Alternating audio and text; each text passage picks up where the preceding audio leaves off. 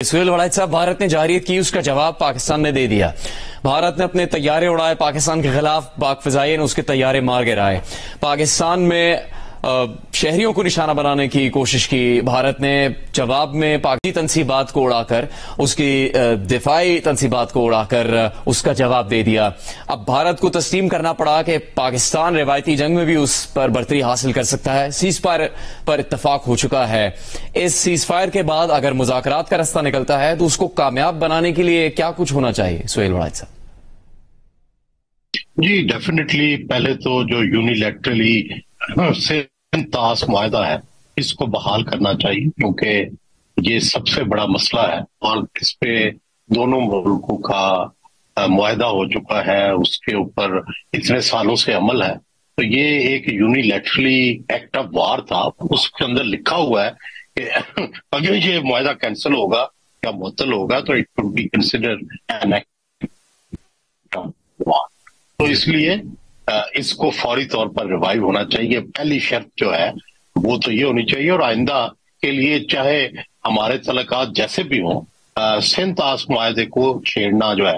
اس کو تو بالکل سختی سے سمجھنا چاہیے کہ یہ ایکٹ آف وار ہے۔ دوسری یہ ہے کہ ملک جو ہے جنگوں سے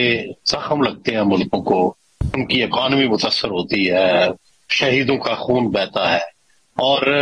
جنگوں کے اندر بہت زیادہ جھوٹ بولا جاتا ہے، اور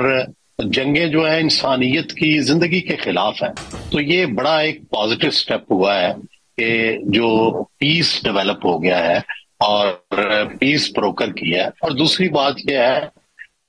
کہ عام طور پر جنگیں جو ہیں اس میں یہ کرنا پڑتا ہے کہ آپ سیز فائر ہوا ہے، کیونکہ ہم ایک بفٹنگ جو تھا ریسپانس وہ دے چکے تھے انڈیا کو کہ یہ جو یہاں پہ ہیجیمنی ہے، مودی صاحب کا دراصل جو نظریہ ہے جس کے اندر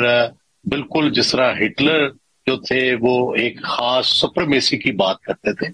یہ بھی ہندوتا کی سپرمیسی کی بات کرتے ہیں، وچ از ویری ڈینجرس۔ آج کے زمانے میں سب انسان برابر ہیں، مذہب کریڈ سب کو برابری سے ٹریٹ کرنا پڑتا ہے، وگرنہ آپ دنیا میں ایک نئے ہٹلر کو جنم دیں۔ تو مودی صاحب کی یہ فلسفی جو تھی ہیجیمنی سے اور اپنی خاص نسلی اور مذہبی روایت سے دوسروں کو دبانے کی، اس کو ڈیفینیٹلی بریک لگی ہے۔ اور دوسری بات یہ ہے کہ پاکستان نے پچھلے کئی سال سے، آپ یہ دیکھیں کہ جنرل باجوہ سے بلکہ جنرل مشرف سے یہ زمانہ شروع ہوا کہ پاکستان نے جو